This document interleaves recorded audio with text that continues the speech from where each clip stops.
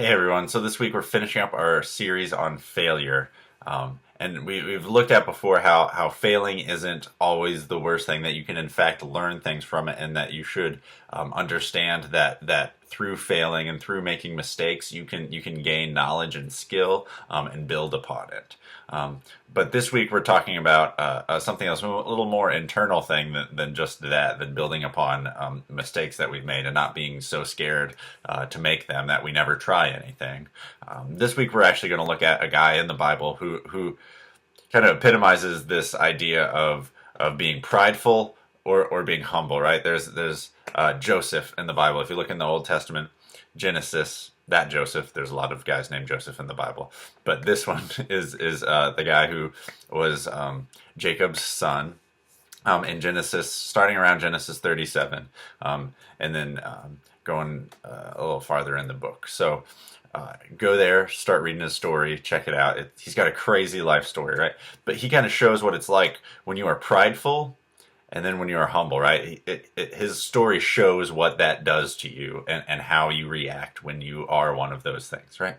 So the more prideful you are, the less resilient you will be. And the more humble you are, the more resilient you will be, right? Resilience just means the ability to bounce back. If something bad happens, do you get up, do you bounce back, or does it keep you laid out forever, right? We talked about, and we watched a clip of Rocky, right?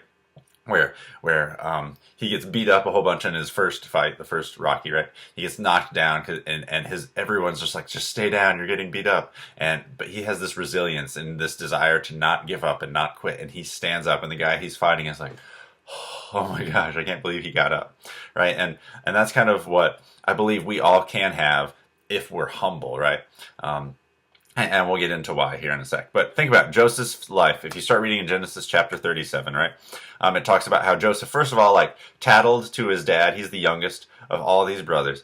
And he tattled to his dad that his brothers weren't doing what they're supposed to be doing while they're taking care of his flocks in the field. So he's a tattletale. So his brothers are already like, oh, he's not only just the youngest, but he tattled on us. That's pretty annoying, right? And then Joseph was his dad, Jacob's favorite son.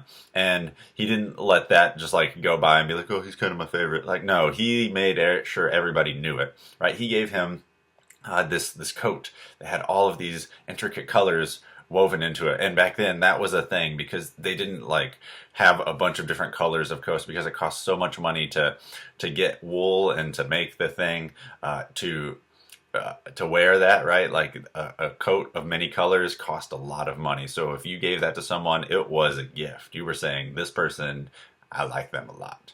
So Joseph's dad, Jacob, gave this to him, and he was saying, I love Joseph way more than I love the rest of you guys, right? So his brothers were angry with him about that too. But so not only does Joseph have all that going against him with his brothers, but then he has these dreams, right? He has these dreams where his brothers bow down to him. There's one where they're all like these bound up things of wheat, like from the fields. And he's like, I was the tallest one, and you guys were all smaller, and you were all like bowing down to me, right? Like, why would you tell that story to all of your older brothers? That would just definitely beat you up instantly, right?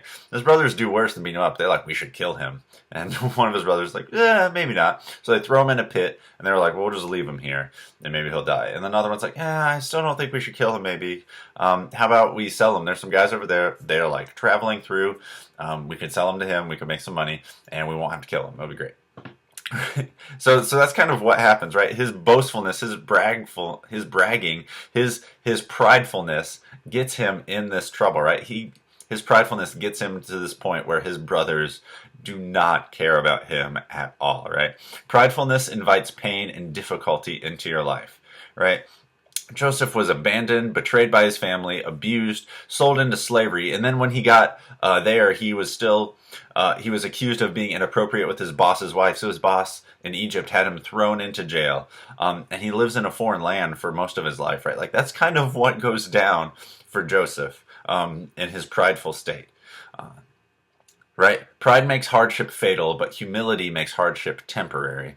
We talked about that if you're prideful and you think that you're the best and you're so amazing, and if something wrong happens, you're like, oh, nothing should happen wrong because I'm amazing and it's about me, right? Everything's supposed to work out for me. I'm special. I'm God's special chosen one, right? And life isn't like that, right? Like, um, humility understands that there's a lot of circumstances that happen that make things happen. Sometimes we do fail and we do make mistakes and we make wrong calculations, and or sometimes people do things that harm us or stop us from doing a thing that we think that we want to do, but we understand that it's not the end of the world. It's just something that does in fact happen in life, right? Humility helps you be able to move on from it. Pridefulness, it crumbles your entire world, right? And we talked about that in our small groups too. We talked about how pride makes hardship fatal, but humility makes hardship temporary. Um, right? Being humble helps us cope with hardships a lot better. Um, so when we react to problems that happen in our lives, it can be one of these two camps. We could be prideful or we could be humble. We looked at some more of Joseph's story in Genesis chapter 40 and chapter 41. When he's thrown in jail, there are these two guys, the cupbearer and the baker for the Pharaoh, the king, who are in jail as well. And they have these dreams, and they are freaking out, and they don't know what they mean. So Joseph actually goes to them and can interpret dreams, right? Like this is something that God has given him the gift to. So, and he knows this. But Joseph says, when he hears that, he says, only God can interpret dreams. So tell me, right? Like that's how he answers when the cupbearer and the baker say we have these dreams and we don't know what they mean, right? Joseph is so prideful still, even though he's in jail, he's been sold into slavery by his brothers, right? Like that he doesn't get it. He's still prideful. He's like, yeah, only God can do that. I'm cool with God, so just tell me, do it. Like it's so arrogant.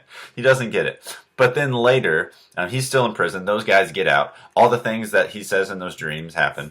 The cupbearer is still alive, and he, in Genesis 41, we looked at 8 through 16. The king Pharaoh is having these dreams. Having dreams he doesn't understand, and no one can interpret them for him. And then the cupbearer is like, hey, there's this guy, this Hebrew dude, when I was in jail, right? And he knows he interpreted my dream, and everything went the way he said, right? And remember the baker guy? Well, like, he said that you were going to kill him, and you did. So he obviously knows what he's doing. Maybe you should talk to him. So Pharaoh invites Joseph there, and Joseph responds far differently. King's like, okay, this is what's going on. Can you interpret this dream? Joseph says this time again, only I can't do this. I can't. This is not my thing. I can't do this. But God can interpret dreams, right? So he almost says the same thing, but it's with a lot more humility, right? It's not about him being so special and awesome or amazing. He understands that it's God who is amazing and awesome, and that God just uses him, right? He's humble. So we had some questions that we asked to help us kind of think about how we respond to these things, right? The aim of these questions isn't to make us feel guilty, but to try and give us a chance to be honest with ourselves, to see if we're acting like Joseph when he was being really prideful, or if we're acting like Joseph when he was being humble. So this is how you respond in real life, this first question, right? How it goes down now, like for reals. How do I respond when I fail or something doesn't turn out the way I want? Just think about that. How do you respond when something happens where you fail or it doesn't go the way you want? Like what do you do? Do you get angry at yourself? Do you get angry at God, or do you blame others? Right? Do you do one of those three things? You can say yes, no, maybe, sometimes. It's all good. Be honest. Do you see a bigger picture? Do you see that this instance isn't just the only thing that's going on in the world? Can you step back and see it as part of this long span of your life, as this thing, the stuff that led up to it, and some stuff that will go on beyond it? Or do you just focus on that mistake, that failure, that mess up? Right. The next question is, do I try to learn from what happened? Do you sit there and you think, okay, why did that happen? What did that do? What can I do to change that? Do you give up, right? Do you stay down when life punches you? Do you stay down? Do you give up? Or are you just like, no, I'm shattered. This is over. I'm not dealing with it anymore. I don't want to do it. And you run away, right? And you find something else to do. Or do you regroup and try again, right? Or do you just throw the thing out completely and just kind of forget about it and keep moving on, right? those are some good questions to help you see how you respond. Now, also, I want you to think about how you want to respond. In light of those, how do you really want to respond in light of what you've seen about Joseph's story about pride and humility? Is there something that you want to change? So that way you can voice it and say, this is how I'm going to move forward. And the last Bible verse we looked at was Proverbs chapter 11, verse 2. It says, pride leads to disgrace, but with humility comes wisdom, right? If we're prideful, our world will come crashing down, right? It's going to happen because things are going to happen that we don't plan, that we don't want, that we can't control. But humility gives us the wisdom to understand that there's a bigger picture and there's a lot more going on, and that God still loves us even when things don't go the way we want. All right. Love you guys. Stay awesome. Be resilient. Don't be scared to try things and learn things and do awesome things for God because He's there with you.